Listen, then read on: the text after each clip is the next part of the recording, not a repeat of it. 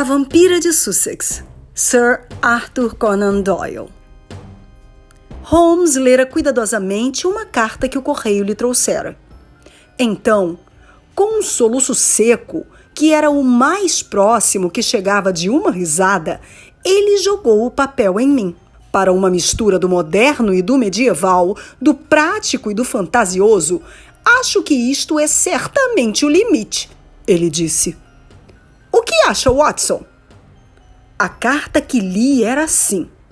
Old Jerry, 46, 19 de novembro. Assunto: vampiros. Senhor, nosso cliente, o senhor Robert Ferguson, da Ferguson Moorhead, comerciantes de chá da Travessa Mincing, consultou-nos a respeito de vampiros. Como nossa empresa é totalmente especializada na avaliação de maquinário, tal problema não está dentro do nosso escopo de trabalho e, portanto, recomendamos ao Sr. Ferguson que o visitasse para lhe expor a questão. Não esquecemos sua atuação bem-sucedida no caso de Matilda Briggs. Respeitosamente, Morrison e Dodd.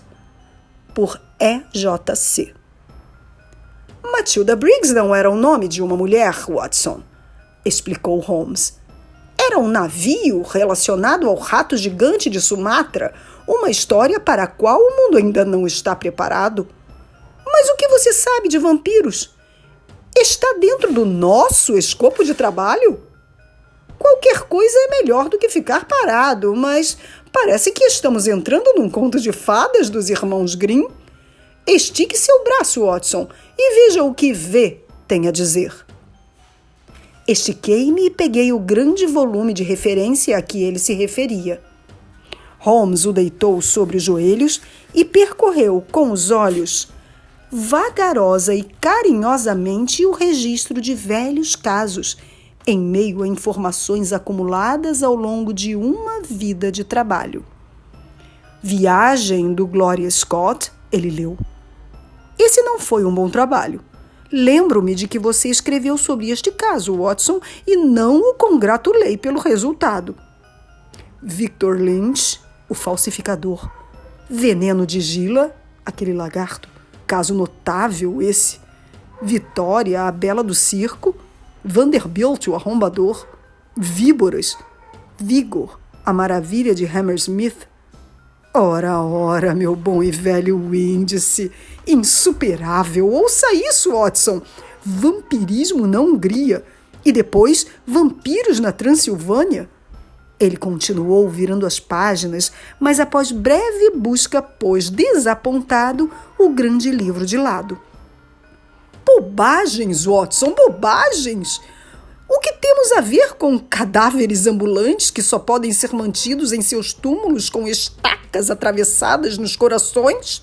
É pura maluquice. Mas certamente, eu disse, o vampiro não é necessariamente um morto. Uma pessoa pode ter esse hábito. Li, por exemplo, de velhas bebendo sangue de jovens para obter sua juventude. Tem razão, Watson. Isso é mencionado no índice. Mas será que devemos encarar com seriedade essas coisas? Essa agência tem os pés firmes no chão e deve continuar assim. O mundo já é grande o bastante para nós. Fantasmas não são necessários. Temo que não possamos levar o Sr. Robert Ferguson muito a sério. Acho que esta carta é dele e talvez possa esclarecer o que está lhe preocupando. Holmes pegou um segundo papel que permanecera sobre a mesa enquanto ele se ocupava do primeiro. Ele começou a ler com um sorriso irônico, que aos poucos se foi transformando numa expressão de intenso interesse e concentração. Ao terminar, ele permaneceu algum tempo pensando, com a carta pendendo de seus dedos. Afinal, estremecendo, ele acordou de seus devaneios. Cheeseman, Lamberley. Onde fica Lamberley, Watson? Em Sussex, ao sul de Horsham. Não é longe, hein? E Cheesemans? Conheço a região, Holmes. É cheia de casas velhas que receberam seus nomes de acordo com as pessoas que as construíram séculos atrás. Tem Oldleys, Heavis, Carringtons. As pessoas sumiram, mas seus nomes permanecem nas casas. Muito bem, ele disse com frieza. Essa era uma das características de sua personalidade. Embora registrasse qualquer informação nova, rápida e precisamente em seu cérebro, raramente agradecia ao informante. Acredito que, antes de terminarmos, vamos estar especialistas em Tismans Lamberley. A carta, como eu imaginava, é de Robert Ferguson. A propósito, ele diz que conhece você. Eu? É melhor que leia. Ele me entregou a carta, cujo cabeçalho trazia o endereço citado, e prosseguia. Prezado Sr. Holmes, o senhor foi-me recomendado por meus advogados, mas o assunto é tão extraordinariamente delicado que é até difícil de discutir. Diz respeito a um amigo a quem ajudo. Esse cavalheiro casou-se há 5 anos com uma moça peruana, filha de um comerciante peruano que ele conheceu no processo de importação de fertilizantes. A moça era muito bonita, mas sua origem estrangeira e religião exótica causaram uma diferença de interesses e sentimentos entre marido e mulher que, após um certo tempo, o amor dele por ela esfriou e ela começou a encarar a união como um erro. Ele sentia que havia características na personalidade da esposa que nunca poderia compreender. Isso era muito triste, pois tratava-se da mulher mais carinhosa que um homem poderia ter, aparentando ser absolutamente delicada. Agora, a questão que esclarecerei melhor quando nos encontrarmos. Na verdade, esta carta é apenas para lhe dar uma ideia geral da situação e para verificar se o senhor se interessa pela questão. A mulher começou a tomar atitudes muito estranhas à sua personalidade, normalmente afável e gentil. Trata-se do 2º casamento de meu amigo, sendo que ele tem um filho da primeira mulher. O garoto está com 15 anos. É afetuoso e encantador, mas sofreu um acidente na infância que o prejudica até hoje. Por 2 vezes, a esposa atual foi pega batendo no pobre rapaz sem qualquer motivo. Uma vez bateu-lhe com uma vara, deixando-lhe grande cicatriz no braço. Isso é pouco, contudo, comparado à sua conduta com seu próprio filho, um garotinho de menos de 1 ano. Certa vez, há cerca de 1 mês, a criança foi deixada só por alguns minutos pela babá. O nenê soltou um grito de dor, o que trouxe a babá de volta. Ao entrar no quarto, viu a patroa debruçada sobre o nenê, aparentemente mordendo seu pescoço, que, conforme verificou depois, apresentava um machucado onde escorria sangue. A babá ficou tão horrorizada que quis contar ao marido, mas a patroa lhe implorou para não fazê-lo, dando-lhe 5 libras para que ficasse quieta. Nenhuma explicação foi dada, mas o assunto foi superado. Contudo, ele deixou uma terrível impressão na babá, e daí em diante ela passou a observar de perto a patroa e a guardar com mais cuidado a criança, de quem gostava sinceramente. Parecia-lhe que, ao mesmo tempo em que observava a mãe, esta também a observava. Parecia que sempre que era obrigada a deixar a criança sozinha, a mãe estava à espera para pegá-la. Dia e noite a babá velava pela criança, e dia e noite a mãe silenciosa parecia estar à espera como um lobo espera pelo cordeiro. Isso deve lhe parecer inacreditável, mas ainda assim peço-lhe que me leve a sério, pois a vida de uma criança e a sanidade de um homem podem depender disso. Afinal, chegou o dia em que os fatos não puderam mais ser escondidos do marido. A babá, cujos nervos não aguentavam mais a situação, contou tudo ao patrão. Aquilo para ele pareceu uma maluquice, como deve estar parecendo ao senhor. Ele sabia que a esposa era uma mulher afetuosa e, salvo pelas agressões ao enteado, era também afetuosa como mãe. Por que então ela machucaria seu próprio nenê? Ele disse à babá que esta sonhava e que suas suspeitas eram maluquice, que tais fofocas não seriam toleradas. Enquanto conversavam, ouviram um repentino grito de dor. Babá e patrão correram para o quarto da criança. Imagine o que sentiu meu amigo, Sr. Holmes, quando viu sua mulher se erguer de sua posição ajoelhada ao lado do berço, deixando sangue no pescoço da criança e nos lençóis. Horrorizado, virou o rosto da esposa para a luz e viu sangue em seus lábios. Era ela, sem qualquer dúvida, que bebera sangue da pobre criança. Essa é a situação. Agora ela está confinada em seu quarto e não deu qualquer explicação. O marido está quase enlouquecido. Eu e ele pouco sabemos sobre vampirismo. Pensávamos que se tratasse de fantasias estrangeiras. E agora, em Sussex, no coração da Inglaterra. Bem, tudo isso pode ser discutido com o senhor amanhã pela manhã. Aceita me receber? Colocará seus dons a serviço de um homem em frangalhos? Em caso positivo, mande um telegrama para Ferguson, Tismans, Lamberley e estarei em meu escritório às 10 horas. Respeitosamente, Robert Ferguson. PS. Acredito que seu amigo Watson jogou rugby por Blackheath quando eu era atacante de Richmond. Essa é a única apresentação pessoal que posso lhe dar. É claro que me lembro dele, eu disse ao terminar a carta. O Bob Grandão, o melhor atacante que Richmond teve. Sempre foi um camarada de bom coração. É típico dele ficar tão preocupado com o problema de um amigo. Holmes olhou para mim pensativo e balançou a cabeça. Nunca vou entender seus limites, Watson, ele me disse. Você sempre me surpreende. Faça-me um favor. Escreva o seguinte num formulário de telegrama. Terei prazer em examinar seu problema. Seu problema? Não podemos deixá-lo pensar que esta agência é comandada por tolos. É claro que o problema é dele. Envie o telegrama e deixe esse assunto para lá até amanhã. Precisamente às 10 da manhã, Ferguson entrou em nossa sala.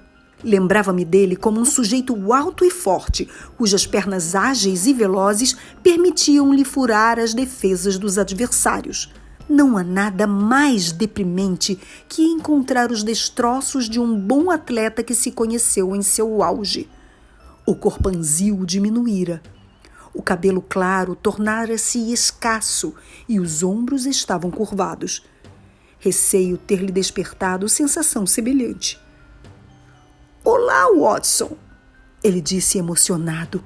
Você não se parece com um homem que eu joguei por cima da cerca da multidão em Old Deer Park. Acho que eu também mudei um pouco, mas foram esses últimos dias que me envelheceram. Pelo seu telegrama, Sr. Holmes, percebi que não adianta eu fingir estar representando outra pessoa. É mais simples sermos diretos, disse Holmes. É claro que é, mas pode imaginar como é difícil falar da mulher que se deve proteger e ajudar. O que eu posso fazer? Como vou chegar na polícia com essa história? Ainda assim, as crianças precisam ser protegidas. Será que é loucura? Será que existe algo no sangue? Já se deparou com um caso semelhante? Pelo amor de Deus, dê-me alguma orientação, pois não sei o que fazer. Certamente, Sr. Ferguson. Agora sente aqui, acalme-se e responda algumas perguntas. Garanto-lhe que ainda temos muitas opções e tenho confiança de que encontraremos uma solução. Em primeiro lugar, diga-me que providências tomou. A sua mulher ainda tem acesso à criança? Tivemos uma cena terrível. Ela é uma mulher muito afetuosa, Sr. Holmes. Se existe uma mulher que amou de verdade um homem de coração e alma, essa é ela. Abalou-a tremendamente eu ter descoberto seu incrível segredo. Ela nem conseguiu falar. Não respondeu a nenhuma de minhas repreensões. Apenas me olhava com um brilho desesperado nos olhos. Depois correu para seu quarto, onde se trancou. Desde então recusa-se a me ver. Ela tem uma empregada que está com ela há tempos. Chama-se Dolores e é mais amiga que criada. É quem lhe leva comida. Então essa criança não corre perigo imediato. A senhora Mason, a babá, jurou que não sairá de perto dele dia e noite. Posso confiar totalmente nela. Fico mais preocupado com o pobre Jack, pois, como lhe disse em minha carta, já apanhou 2 vezes dela. Mas nunca ficou machucado? Não, embora ela tenha batido com força. O mais cruel é que ele é um deficiente inofensivo. As feições desoladas de Ferguson aliviaram-se quando ele falou de seu filho. O senhor poderia pensar que as condições físicas do garoto amoleceriam o coração de qualquer um. Ele caiu na infância e torceu a espinha, Sr. Holmes, mas tem o mais bondoso coração. Holmes pegou a carta que recebera no dia anterior e a consultou. Que pessoas vivem na casa, Sr. Ferguson? 2 criadas que não estão há muito tempo conosco. Um cavalariço, Michael, que dorme dentro de casa. Minha esposa, eu, meu filho, Jack, o nenê, Dolores e a senhora Mason. É só. Pelo que eu entendi, o senhor não conhecia muito sua mulher quando se casaram. Eu a conheci havia poucas semanas. Há quanto tempo essa Dolores está com ela? Há alguns anos. Então, Dolores deve conhecer melhor a personalidade de sua mulher que o senhor. Pode-se dizer que sim. Holmes fez uma anotação. Acredito, ele disse, que serei mais útil em Lamberley do que aqui. Trata-se fundamentalmente de um caso de investigação pessoal. Já que sua esposa está trancada no quarto, nossa presença lá não pode perturbá-la. Mas é claro que ficaremos na hospedaria. Ferguson fez um gesto de alívio. Era o que eu esperava, Sr. Holmes. Um trem excelente sai às 2 horas de Victoria Station, se lhe for conveniente. Claro que sim. Estamos parados no momento.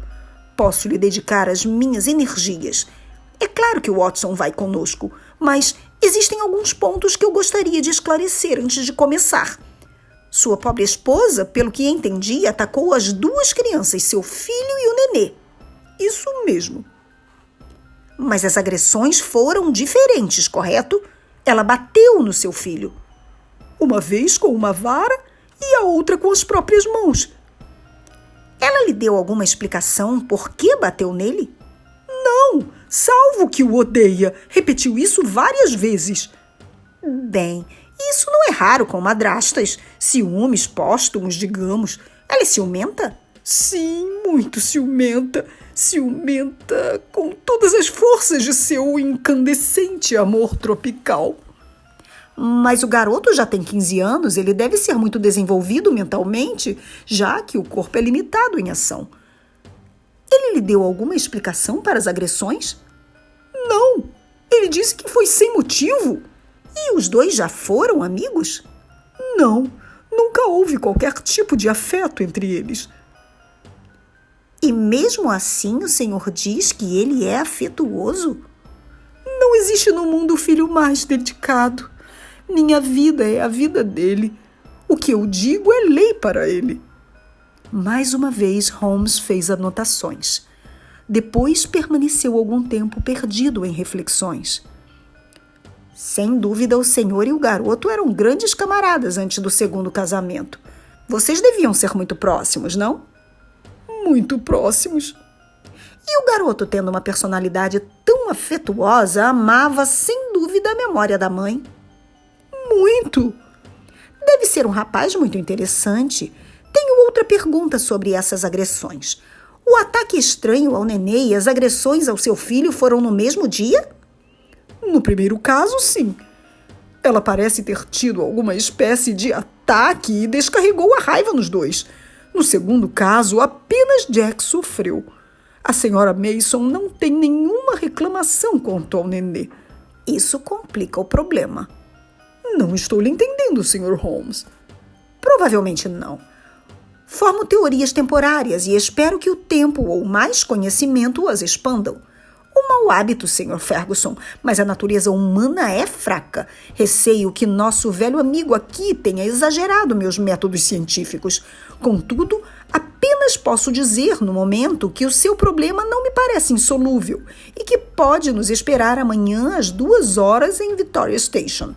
Era o entardecer de um dia nublado de novembro, quando, tendo deixado nossa bagagem na hospedaria Checkers em Lamberley, nos enfiamos em uma estrada longa e lamacenta, onde ventava muito, até chegarmos à antiga e isolada casa de fazenda em que Ferguson residia.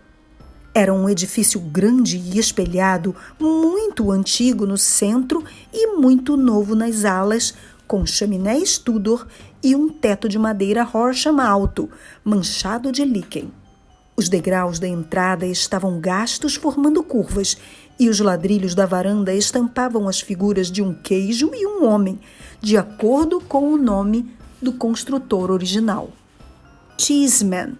Cheeseman. Dentro, o teto era suportado por grossas vigas de carvalho e o chão imperfeito afundava em depressões acentuadas.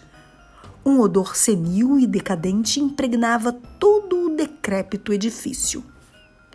Havia uma grande sala central a qual Ferguson nos conduziu.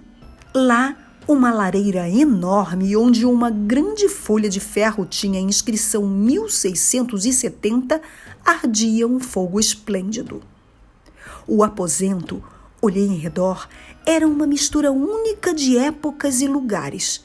As paredes semi-revestidas bem poderiam ter sido decoradas pelo agricultor original do século XVII. Sua parte inferior, contudo, era decorada com cores modernas, enquanto em cima, onde o reboco amarelo tomava o lugar do carvalho, estava pendurada uma coleção de armas e utensílios sul-americanos que haviam sido trazidos, sem dúvida, pela senhora peruana.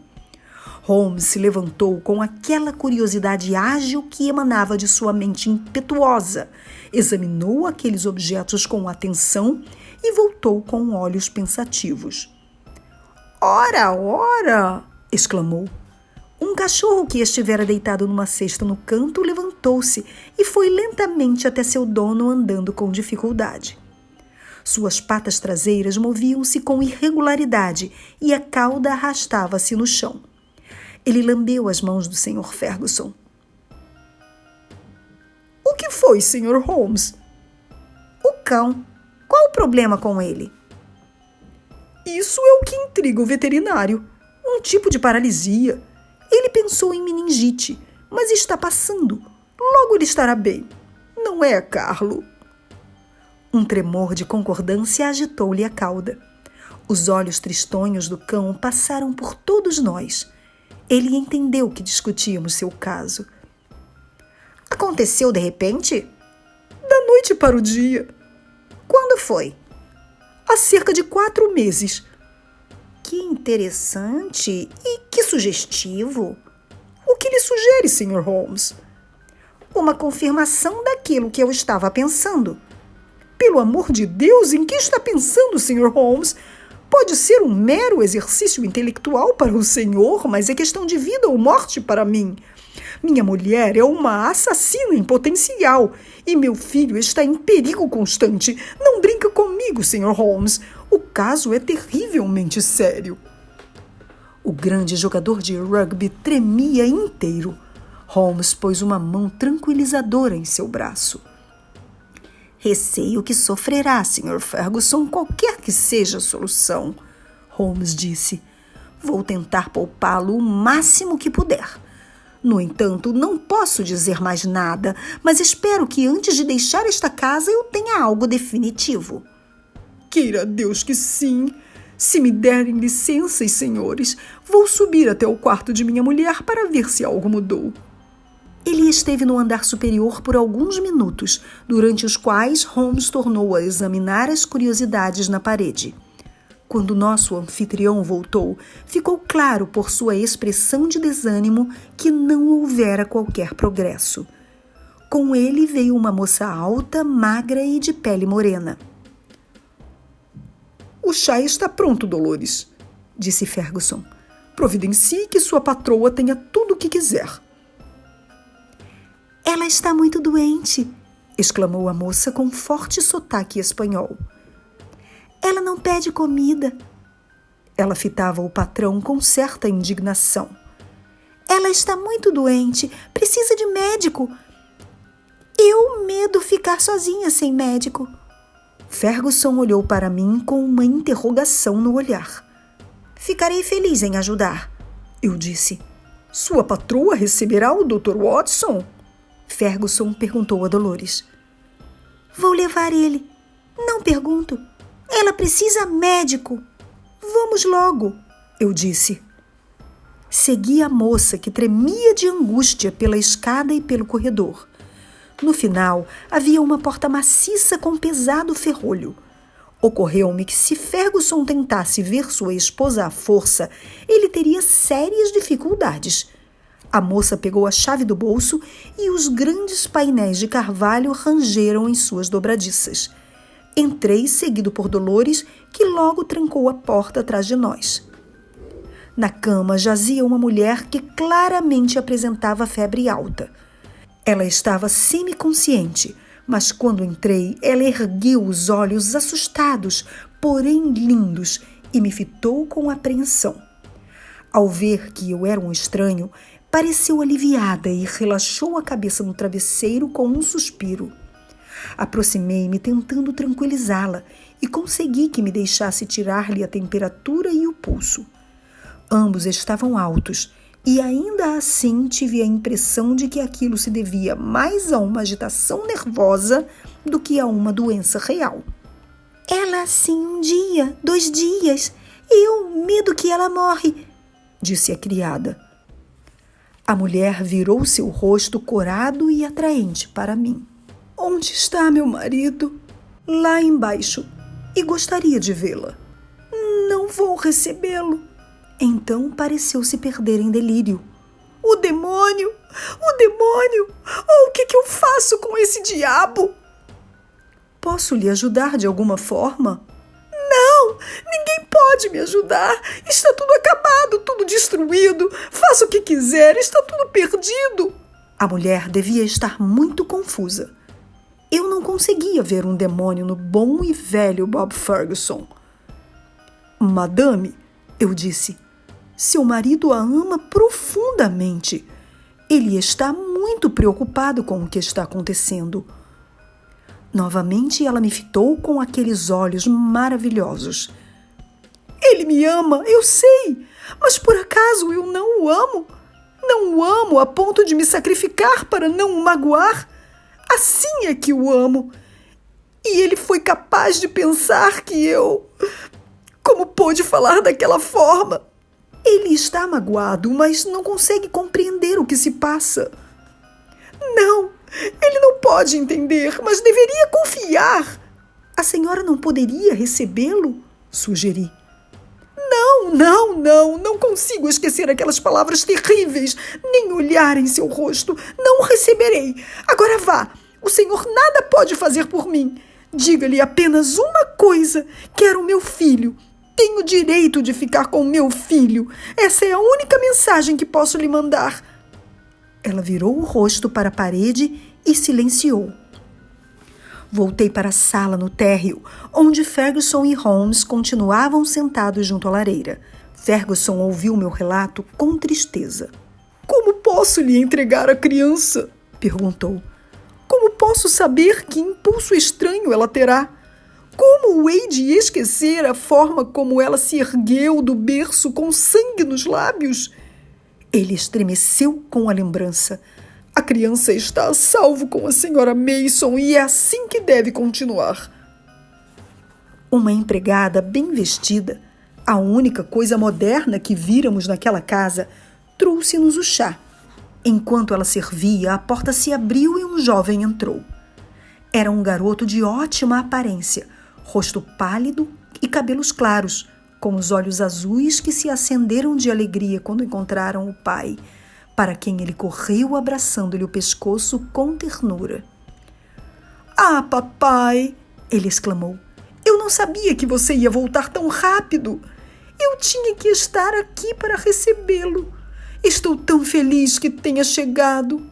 Suavemente, Ferguson se desvencilhou do abraço, mostrando certo embaraço. "Meu camarada", disse, passando carinhosamente a mão na cabeça do menino. "Voltei mais cedo porque consegui persuadir meus amigos, o Sr. Holmes e o Dr. Watson, a virem passar a noite conosco." "Sr. Holmes, o detetive?" "Isso mesmo." O jovem nos fitou com os olhos penetrantes e, pareceu-me, nada amistosos. "E quanto ao seu outro filho, Sr. Ferguson?" Holmes perguntou. "Posso conhecer o nenê?" "Peça à Sra. Mason que traga o nenê", disse Ferguson para o garoto, que saiu arrastando os pés de forma curiosa, o que revelou a meus olhos médicos que ele sofria da coluna. Logo ele retornou, seguido por uma mulher alta e magra, que trazia nos braços uma criança linda, de olhos escuros e cabelo dourado. Uma mistura maravilhosa de saxão e latino. Era evidente que Ferguson amava aquele nenê, pois tomou-o nos braços e acariciou-o ternamente. "Imagine que alguém possa ter coragem de machucá-lo", disse ao olhar para a marca vermelha e irritada no pescoço daquele anjinho. Foi nesse momento que me voltei para Holmes e percebi a intensidade de sua expressão. O rosto parecia talhado em marfim e seus olhos foram, curiosos, do pai com a criança para o outro lado da sala. Acompanhando sua atenção, só pude imaginar que ele estava olhando pela janela para o jardim lá fora. É verdade que a veneziana entreaberta obstruía a visão, mas com certeza era na janela que Holmes concentrava-se. Ele então sorriu e voltou-se para o nenê, em cujo rosto havia a mencionada marca vermelha. Sem falar, Holmes a examinou com cuidado. Depois pegou e balançou uma das mãozinhas que a criança balançava à sua frente. "Olá, homenzinho! Você começou sua vida de uma forma bem estranha. Sra. Mason, gostaria de lhe falar em particular." Ele se afastou com a babá, com quem conversou durante alguns minutos. Só consegui ouvir as últimas palavras, que foram: "Espero que seus temores passem em breve." A mulher, que parecia uma criatura silenciosa e amarga, retirou-se levando o nenê. "Como é a Sra. Mason?" perguntou Holmes. "Por fora não impressiona muito bem, como pôde ver, mas tem um coração de ouro e adora a criança." "Gosta dela, Jack?" Holmes perguntou ao garoto, cujo rosto expressivo logo tornou-se sombrio enquanto balançava a cabeça negativamente. "Jack tem gostos e desgostos muito particulares", disse Ferguson, pondo o braço ao redor do filho. "Felizmente ele gosta de mim." O garoto murmurou qualquer coisa e aninhou a cabeça no peito do pai. Ferguson gentilmente desvencilhou-se do menino. "Agora vá, meu Jack", ele disse e observou com olhos ternos o garoto se afastar. "Agora, Sr. Holmes", ele continuou após o garoto sair, "vejo que o trouxe numa missão impossível, pois o que o senhor pode fazer a não ser me prestar sua simpatia? Deve ser um caso excessivamente delicado e complexo do seu ponto de vista." "Com certeza é delicado", disse meu amigo com um sorriso divertido. "Mas até agora sua complexidade não me atingiu. Tem sido um caso para dedução intelectual, mas quando essa dedução intelectual original confirma-se ponto por ponto através de uma série de fatos independentes, o subjetivo torna-se objetivo e podemos dizer com segurança que atingimos nossa meta. De fato, eu já a atingira antes de deixarmos nosso apartamento na rua Baker, sendo que o resto foi mera observação e confirmação." Ferguson levou a mão à testa, preocupado. "Por Deus, Holmes", disse asperamente, Se consegue ver a verdade, nesse caso, não me deixe em suspense. Como é que eu fico? O que devo fazer? Não me importa como confirmou seus fatos, desde que tenha certeza. Certamente lhe devo uma explicação e o senhor a terá. Mas será que me permite encaminhar o assunto à minha maneira? A senhora Ferguson está em condições de nos ver, Watson? Sim, mas ela também está muito sensível. Ótimo. Somente na presença dela é que poderemos esclarecer a questão. Vamos até ela. Ela não irá me receber, disse Ferguson. Ah, vai sim, disse Holmes.